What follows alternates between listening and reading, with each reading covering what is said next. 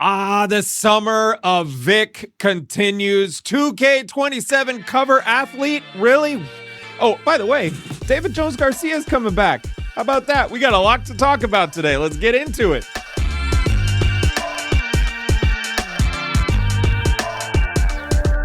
You are Locked On Spurs, your daily San Antonio Spurs podcast, part of the Locked On Podcast Network, your team every day.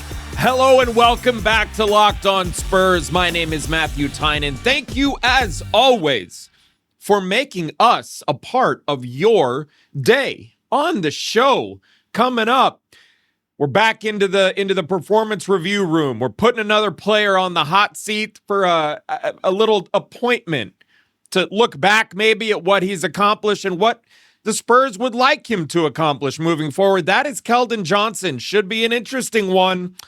We've also got another fan voicemail. Appreciate you as always. And by the way, David Jones-Garcia back in San Antonio. We'll talk about that. But first, the summer of Victor Wembanyama continues. I'm trying to remember at any point in my Spurs watching lifetime if there has ever been a summer with so much news following one guy on the team. Obviously, there were big moments like contract extensions, or, you can go back to when Tim Duncan decided to stay in San Antonio instead of going to Orlando. That's obviously a big deal. And there have been a number of those along the way as well. But I'm talking about the day-to-day stuff. I'm talking about the attention that a player in San Antonio is getting beyond the obvious contract extensions or rumors or whatever. First, we got Victor Wembanyama at Fanatics Fest. We got him really kind of changing or directing the narrative in the league with the contract extension, and more critically, opting out of the 30% maximum qualifiers for that max deal. Obviously, because of it, you had the executive director of the NBA PA, the NBA Players Association, coming out and making a comment. It is steering conversations on national talk shows, on ESPN, obviously this channel and this podcast. And then we learned today that he will be gracing the cover of NBA 2K27, the video game, for those of you who are unaware of what that might be. He is the first Spur to ever grace the cover of NBA 2K. Tim Duncan and Tony Parker were both on the cover of an NBA video game, but it was NBA Live, which is now dead, I think. I don't think that exists anymore. I haven't played those games in a while. I think I fairly recently saw like a hard copy of, NBA 2K18 or something, laying in a box in a closet, something like that. I haven't played these games in a while. They're still very popular, obviously. Victor Wembanyama making the cover is a big deal. And it was a weird morning for me. So obviously the news broke. I think it was Shams who broke it. I had heard during the NBA Finals, and I don't, it was a clearly an off-the-record type of thing, having a conversation with a source, I guess you could say, that Victor was going to be on the cover.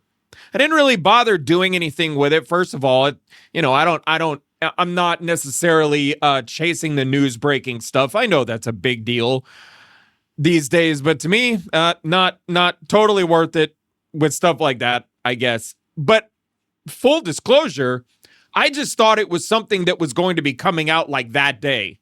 Having a conversation with someone, I saw a little bit something of it. I'm like, leave it alone. That'll be cool, fun for everybody to learn, and plus, I talked to one person. Too many people say, we'll take one source and spread the news without any sort of confirmation. I guess I'm still right on the line of old school, where it's like, I got to talk to at least multiple people if I'm going to put something out. This doesn't matter.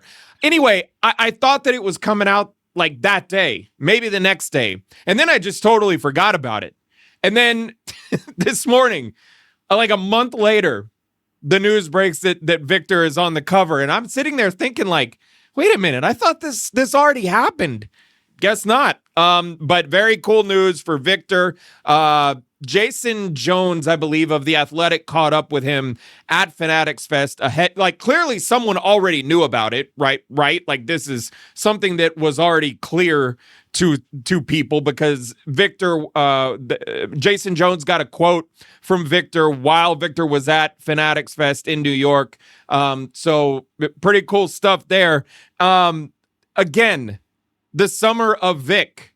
He's everywhere. Every little bit of news following him captures audiences or is something that's new or unique or whatever, because you didn't have this sort of like, can you imagine Tim Duncan going to Fanatics Fest?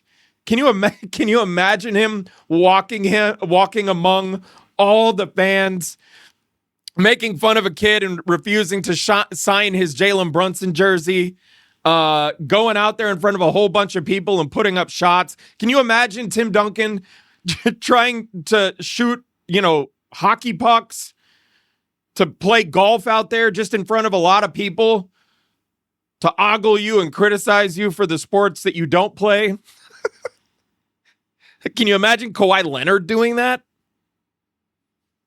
It's just a unique time in Spurs history, man. For everything that we'd become accustomed to with this franchise, with its players, this is a whole new world, and it's obviously fun to follow, fun to cover. And by the way, just the basketball side of things with Victor Wembanyama. After all of the sideshow stuff is done, after obviously the contract, the returning to New York for Fanatics Fest, he's on the cover of 2K, like all of this fun news, Victor becoming closer and closer to becoming the face of the league. We got basketball to play, man. And according to, per reports from our friend over at L'Equipe, Maxime Aubin, Victor will be participating in qualifiers for France later this summer. Per Maxime, he is expected to rejoin the French national team ahead of the August qualifying window for the 2027 FIBA World Cup. Those games will be, by the way, against Slovenia on August 27th and Sweden on August 30th. So Victor Wembanyama is going to play basketball this summer. That's another thing that was always sort of iffy. The Spurs always let their guys play for their countries, represent their countries, because they know how important it is to them. It is, and they've long been a major proponent of that. Although, that there is just in the back of their heads, they're sitting back, and they'll probably be out there watching, frankly. At least somebody will be, I'm guessing. But they're probably just looking at that situation and just thinking to themselves, please, for the love of all that is holy, please do not injure yourself, Victor. I'm sorry, I'm blanking on the coach's name of the French national team right now, but play him for 10 minutes. If it's out of hand, if you guys have the win, the qualifying stuff, you're good. Get him out of there. Don't push this thing too much. He's too valuable to everybody. France, the United States, don't let there be some sort of NBA 2K cover curse like there is in Madden. I don't think is that still a thing? The Madden cover curse? It's not a thing in NBA 2K, but no injuries, Victor. The Spurs, San Antonio, all of it. It would not be the same. But Victor loves playing basketball, man. And it'll be a good chance to, it feels like they just stopped playing. So I don't know how much time he's had to actually work on his craft. Maxime did say that he had resumed working out in France, training in France. So he's been going. But in terms of like added muscle, or everybody, that's what everybody loves this time of year, the muscle watch. The some of you crazies out there on the internet are claiming that Steph Castle has grown 2 inches in the last month plus. Come on, everyone settle down. But yeah, just the summer of Victor continues, and of course we all look forward to watching him play basketball again in about a month. We'll see what it looks like at that point. All right, coming up next, another fan voicemail, and it's about Victor. Surprise, surprise. We'll get to that next. Locked On Spurs is brought to you by FanDuel. Baseball fans, if you think you know who's hitting a homer today, FanDuel is giving you a free chance to call your shot with daily dingers. It's easy to play. Just make your free pick for who you think will hit a home run in the game. If you're right, you'll receive a profit boost to use on your next bet for a chance at extra winnings. Best of all, you can make a free pick every day throughout the MLB season. Daily Dingers is another fun way to stay engaged with every day's games. Whether you're following your favorite team or keeping an eye on matchups across the league, every game has someone capable of going deep. Now you get the chance to make your prediction before first pitch. Listen, I'm an Astros fan. They're not doing very well, but Yordan Alvarez hits the absolute cover off the ball on a regular basis, especially if you get a free pick. Like, why not just use it on Yordan Alvarez? He's one of the best hitters in the game. He's the only thing that's really fun to watch with the Astros right now. Not the only thing, but he's way up there. I mean, this dude's an MVP candidate. Just put some shekels on him and watch him go yard. So are you ready to play your game today? Join all the action at FanDuel.com. That's FanDuel.com to play Daily Dingers and make your free pick on who's hitting a homer. Play ball and swing for the fences on FanDuel, an official partner of the MLB. All right, we are back. And just a reminder, by the way, if you are new to the channel, or you're enjoying what you're hearing, what you're watching, please consider subscribing, sharing, rating, reviewing, all of that. Leave comments, all of the above. It really does help us out. And if you're on the audio side of things, click that little auto download button so that you are automatically getting our stuff. We really appreciate everybody for all the contributions, all of the entertainment, all of the involvement that we have experienced here in the 4 months that we've been with Locked On Spurs. It's been great, and you guys are a big part of that. Speaking of you guys and gals, of course, it's, guys and gals. Speaking of y'all being a major part of this, we have recently opened up the fan voicemail box. A new thing with Locked On Spurs. We tested it out a couple of episodes ago, or whenever it was, yesterday actually. And we have been enjoying it. And since then, we've gotten a couple more. We're going to take them in order as they come. We hope that people really lock into this and really enjoy this. And the link is always going to be open. Everybody you can leave a voicemail at any time about any subject, whenever you'd like. I'm really looking forward to the takes that we get in the absolute dead of summer, which is coming up. It's already here. What are we talking about? Thank you, Victor Wembanyama, for continuing to provide us with content. But the real, true dead days are almost here. And then I'm just looking forward to hearing what you guys have to say during the season, because I think this has the potential to really ramp up. But the latest voicemail, again, is regarding Victor Wembanyama. And this is from Jerry T. And here's what he had to say. Michael Jordan spent years getting beat up and put out of the playoffs until he got tired of it and spent a summer in the weight room. Wemby's hung out with other Spurs greats. He needs to spend this summer in the weight room with David Robinson and put on about 15 to 25 pounds of muscle so that he can handle the physicality in the playoffs. Okay. So I think that the weight conversation, the muscle, the weight conversation around Victor Wembanyama is such an interesting one, because generally speaking, and like you can go look at players like Giannis Antetokounmpo and remember what he looked like when he came into the NBA. He was a string bean, and like similar, maybe even I if memory serves, I'm thinking of the picture that's in my brain, and it's like he was skinnier than Victor, I think. If my recollection is right, it's all relative, but I'm talking this dude was skinny and now he's just giant. But where it really becomes interesting with the Victor Wembanyama conversation is like, when do you get too tall and too long to be putting on the type of weight that someone like Giannis did? Because if you're just sort of envisioning a player of Victor's caliber, of Giannis's caliber, go down the line. Players who take that beating in the postseason.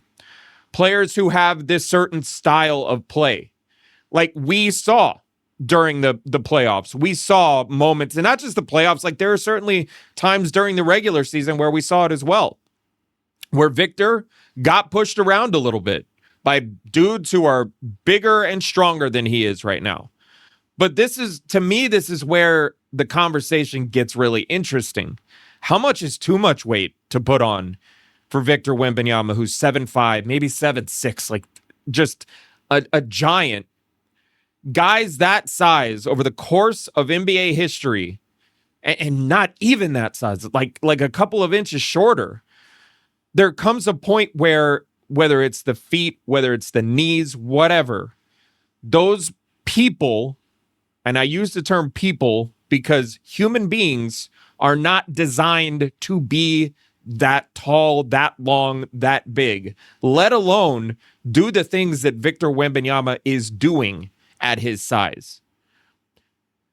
I've spoken with people in the medical profession who still tell me, even after 3 seasons of watching this guy, even familiarizing themselves more with the stories of the way he takes care of his body, his training regimen, his strength training, his flexibility training, all of this stuff, even becoming more familiar with it from the stories that are told about it, they still say, man, it just scares me watching him play basketball. And when we have the weight conversation, I start to think to myself, okay, at a certain point, it almost feels like there may be diminishing returns because of this. He's never, you talk about all these people, these bigger, stronger guys who are able to push him around. To me, it's not necessarily always about just the actual physical strength. I think that Victor, from a core perspective and just a general strength perspective, is stronger than people realize, is bigger than people realize. Like, this is a guy who's 230, 240. He's not like Chet Holmgren, who's 200, 210, something like that. Like, he's got weight. He's more proportionate, just as a human. But the weight thing, it's not necessarily, to me, about the actual weight, about the functional muscle, the core strength, the upper body strength, even the leg strength. The reality is he's never going to be able to get leverage on anybody because of his height, because of the way his body is designed, because of how long his legs are. There is always going to be someone bigger, wider, stronger than him, who's able to get lower than he can and sort of push him. We see when he really gets, and Mitch Johnson talks about it all the time, and usually it's talking about the defensive end, but when he's in his stance, when he gets low, when he gets physical, but it's like, think about all the times where he goes and sets a screen and he's like crouching down and putting his arms out as wide as he possibly can. It looks so awkward because he's so tall. By the way, this is why they go out and get guys like Terrace Reed, Jaden Quaintance. Luke Cornett's a very good screener. They're bringing in guys who are going to set picks because Vic is a little bit too tall for it. But that's where the whole functional strength thing, like, I don't know if he's, sure, David Robinson, the bicep king of NBA history, had skinny legs and all that stuff. So maybe he can get some more curls in. I don't know. I think that there is always going to be a very careful approach to how much weight they're putting on him, because they don't want the diminishing return of now he's too heavy. Now he's putting too much pressure on his knees, on his feet. They don't want that stuff. Like, David Robinson is an unbelievable, like, as much of I use this term kindly and with affection, freak of nature. David Robinson had his own freakishness about him, like just the sheer athleticism of someone that size. Get in the weight room, sure. And he is, and he's going to get stronger. But I don't know how much. Like, I don't think we're going to see, Jerry talked about 15 to 20 pounds. I don't know if it's going to be any more than like maybe 10 more. Just because of everything that I'm talking about. They got to be careful with him. I'm preaching to the choir, by the way. They know that. Yeah. That to me is one of the more interesting elements of the Victor Wembanyama conversation moving forward, is what he is going to look like from a physical standpoint. Talking about his endurance. We saw it in the finals. He got really, look, I know he was playing like 44 minutes in some of those games. It's kind of crazy to be like, hey, we saw you get tired out there. It's like, yes, playing 44 minutes, having to like rev up these limbs all game. Like you watch him start running, and it's like a locomotive, a very skinny locomotive getting moving. It takes a little bit of time to get those limbs swinging. Takes energy. Like, and the Spurs don't want to have to play him 44 minutes in a critical game. You know, that's why they're bringing in this help. But from a physical standpoint, it is going to be interesting, Jerry, to watch how he develops, because it's going to be critical, not just for his effectiveness on the floor, but for his long-term health as well, without question. All right, coming up next. You know, I pushed that a little bit too long, so I'll get to David Jones-Garcia here in a second. And then Keldon Johnson, you are on the hot seat. Be right back. This episode is sponsored by BetterHelp. Mental health is talked about more openly now, but asking for help can still feel hard. And BetterHelp's latest research confirms that. The 2026 State of Stigma report surveyed 2,000 Americans and revealed that 85% believe getting support is wise, yet 74% say society discourages them from getting the help they need. That disconnect shows most believe support is a good thing, but struggle to actually take the step for themselves. So it's worth asking, what helps make that conversation feel normal and encouraged? BetterHelp is the world's largest online therapy platform with over 30,000 therapists globally and has helped more than 6 million people connect with support. Through a short questionnaire, BetterHelp finds the right match so you can focus on your therapy goals. And if you feel a provider isn't right for you, you can switch to a different therapist at any time. Sometimes it's not a huge moment. It's just making these conversations feel normal and reminding people that reaching out for support doesn't have to carry judgment.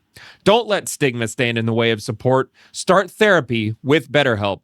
Sign up and get 10% off at betterhelp.com/lockedonnba. That's betterhelp.com/lockedonnba.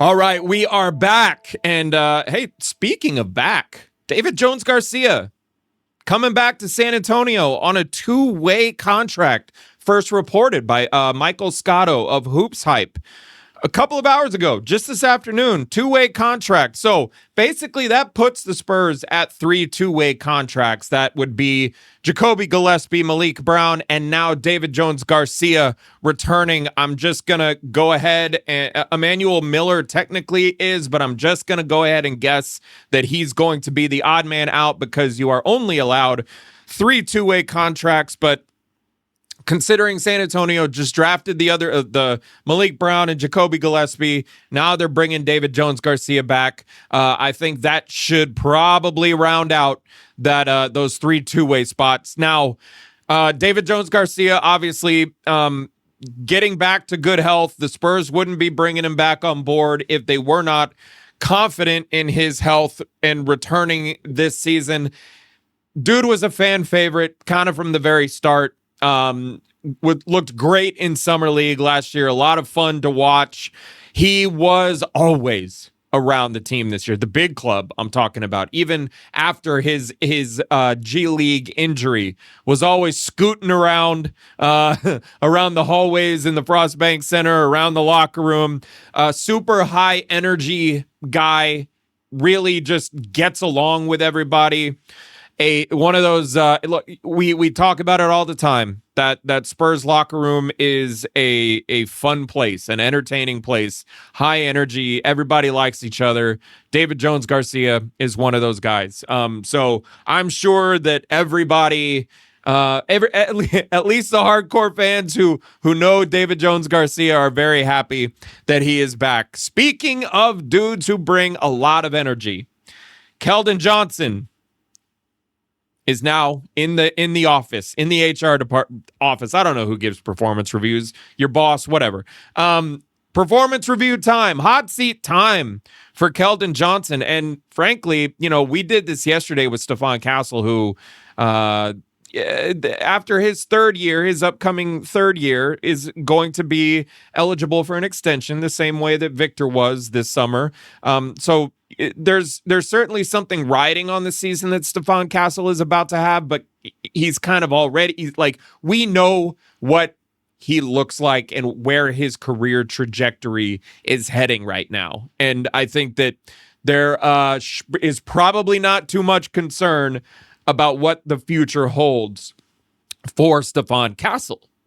Keldon Johnson, on the other hand, is approaching a contract year. The final year of the extension that he signed the summer, literally right after San Antonio traded DeJounte Murray, they signed Keldon Johnson to an extension, basically saying, look, you're the guy now. Putting the locker room at ease, putting the players at ease, that look, this isn't a complete, again, going back, this is the summer that they traded DeJounte Murray. The Spurs wanted to say, hey, we're not tearing this entire thing down. It's just the one guy. We believe in this core. That's Keldon, that's Devin. Of course, at the time, it's guys like Trey Jones and stuff like that.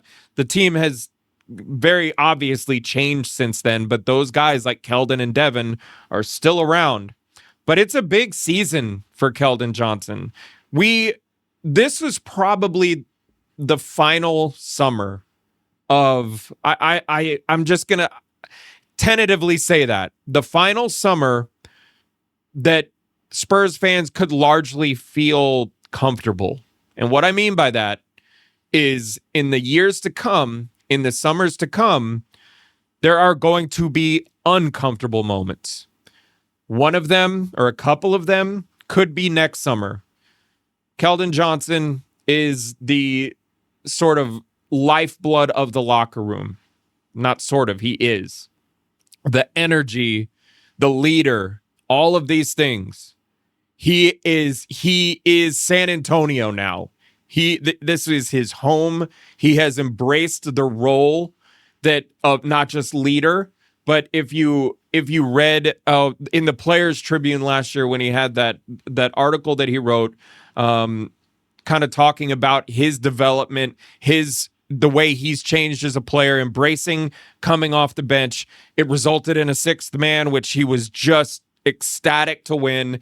Very cool to watch and certainly deserving. But now is when things start to get tricky because of the salary cap that we've talked about ad nauseum all summer. This is where things are about to get tricky, and it's going to take a big season, I believe, for everything to feel comfortable. So where does Keldon find ways to improve? He was a much improved player this last season. A lot of that had to do with the fact that he could really sink into that role. The roster around him built into something that could support the way he played. Or maybe the better way to put it, there was a roster in place that he could help support. That's probably the best way to put it, rather than relying on him to score as much as they used to, putting him in spots that were just sort of above his pay grade, if that makes sense, trying to ask too much of him, moving him around to all different spots. This team, because of how good it is, how deep it had become, and the young talent, the way the young talent just kind of burst on the scene, he could just play that support role and like really find his niche, and he did that so well. I think what we saw in the postseason, and he was definitely banged up toward the end. He did something to his shoulder, kept playing, was never on the injury report. He very clearly did something to his shoulder. Don't know exactly what, but he was playing hurt. But what we saw in the postseason, when all the teams are just as big, if not bigger than you, the game gets more physical. We all know that Keldon wants to play a physical game, right? But at a certain point, you've got to have some diversity and some variety in your game to be able to counter. It's not just the physicality and all of that, the size, all of that. It's the fact that these teams know your exact tendencies. We talked yesterday about Stephon Castle. I brought up the fact that he's got to work on going left and being able to make defenses pay whenever he does drive left, because Josh Hart shaded all over his right hand every single possession down the floor and made his life hell, basically. With Keldon, what we saw is, obviously you're always going to want a guy to be able to improve his shooting as long as he can. And Keldon still is a young player. He's been around, longest tenured Spurs, sure, but 26 years old. Still a young dude, still at the very sort of beginning of his prime.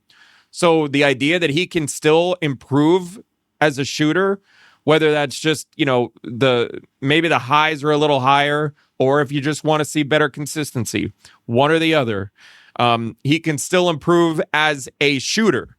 That's something everybody's going to be working on. Everybody already works on that. The thing that I would love to see, by the way, credit to Keldon Johnson for becoming and I know back in college he was known as a good defender, but credit to Keldon in this role, sort of rediscovering that side of the ball. I thought he was really solid this year defensively. The stats bear it out too. We know he's going to have his brain farts, especially off the ball sometimes. We know that. But overall, this was one of the best defensive years of Keldon's career. Defense, rebounding, those things, I said, part of his role, part of the niche that he found, and he did it really well. But what obviously stuck out like a sore thumb, the later the postseason went, and definitely into the finals, was the sort of put your head down and ram your way to the rim thing. It doesn't work. And there has to be more variety in your dribble drive attacks. And Keldon, over the last couple of years, had developed some short mid-range stuff, some counters to the drive, because it's not like it's been some secret. It's not like it was a secret going into the finals that Keldon Johnson wants to drive to the rim and he wants to go right through you. I don't know if maybe the injury was affecting his finishing. I'm not sure. But the thing that really stuck out, like I said, like a sore thumb, was his inability to finish at the rim and not having counters to players meeting him at the rim. I don't know where the little turnaround hook shot went, the little floater that he had started to develop. I don't know if he didn't have the confidence in those shots or what was really going on. But some of the short mid-range stuff that we saw develop over the last 2 seasons just kind of disappeared. It just wasn't there, and it has to come back. There has to be more variety in his game, because if not, you're looking at a situation where San Antonio is just not going to be able to pay everybody. And Keldon already, when he signed that extension, there were guys in that class who at the time were largely at the same level of Keldon Johnson, who were signing really big contracts, like damn near max stuff for guys that age. I'm thinking of like Jordan Poole and Tyler Hero. They're signing big contracts. And he signed on the dotted line real quick, wanted to stay in San Antonio. Totally reasonable price for a contract. But now with Steph Castle coming up, well, obviously, Victor Wembanyama's contract kicks in next year. De'Aaron Fox's contract kicks in this upcoming season. Stephon Castle 2 years from now. Dylan Harper 3 years from now. They're going to have to start making decisions. I know the salary cap is going up. But whether or not Keldon Johnson's going to be able to stick around, I'm not sure. I think it's going to take a real positive contribution in a postseason run for San Antonio to be extra comfortable with bringing him back, unless he just takes a big pay cut. And I don't know, like he's already at a pretty fair price. If he goes too much lower, like it's certainly going to be below market value. Maybe, who knows? I don't know what other teams would be willing to offer. So who knows? But regardless, big year coming up for Keldon Johnson. I think everybody would love to see him around because he is so important to this team. He is so important to the locker room. And we all want guys to succeed and do well. And, for those of us in the media who claim to be unbiased and all that stuff, let me let you in a little secret. We all love Keldon. We all this year were like, you know what? Whatever. Sign him to a lifetime contract in San Antonio. It doesn't matter. They need this guy around. Just too many times behind the scenes, we were just like, yeah, that guy just needs to stay in San Antonio. Like these dudes need him. That locker room needs him. We'll see, man. Like I said, the coming summers are going to have some uncomfortable conversations, and we haven't even gotten to the likely most uncomfortable conversation. I think everyone might know of the certain somebody that I could be or could not be alluding to. He plays point guard. He's not Dylan Harper. You all know. All right. Thank you all so much for tuning in to Locked On Spurs and making it your first listen. We cover the Spurs every single day. If you've been here a while, you know that. Remember to subscribe, follow, wherever you get your podcasts, here on YouTube, all of that stuff, so you can get the latest episodes. Turn on those notifications, by the way. I think they work sometimes on YouTube. I swear, man, YouTube is a weird place. I'll get notifications from stuff that happened yesterday. But, give it a try. You can find me on Twitter at Matthew_Tynan and over at the Substack or at the Corporate Knowledge newsletter, MatthewTynan.substack.com. If you want to still listen to NBA stuff, to general NBA stuff, the guys and gals over at Locked On NBA got you covered every single day, just like we are on here. Stay up to date with everything going on around the NBA. By the way, LeBron James still hasn't picked a destination. I am sure they'll be getting into that. But yeah, check them out so you can stay informed and be the most informed fan in your friend group. All righty. Tomorrow, we'll see what tomorrow brings. We never know. Like, woke up this morning, didn't know that Victor Wembanyama was going to be on the cover, or didn't know it was going to be announced that Victor Wembanyama was going to be on the cover of 2K. Didn't know David Jones-Garcia was going to be re-signed today. So who knows what tomorrow brings, but rest assured, I will be here. I believe Tyler will be back tomorrow. So for Tyler Prince, wherever he is, I'm Matthew Tynan. Let me bring you and let you meet, once again, Victor Wembanyama. Appreciate y'all. See y'all. Never.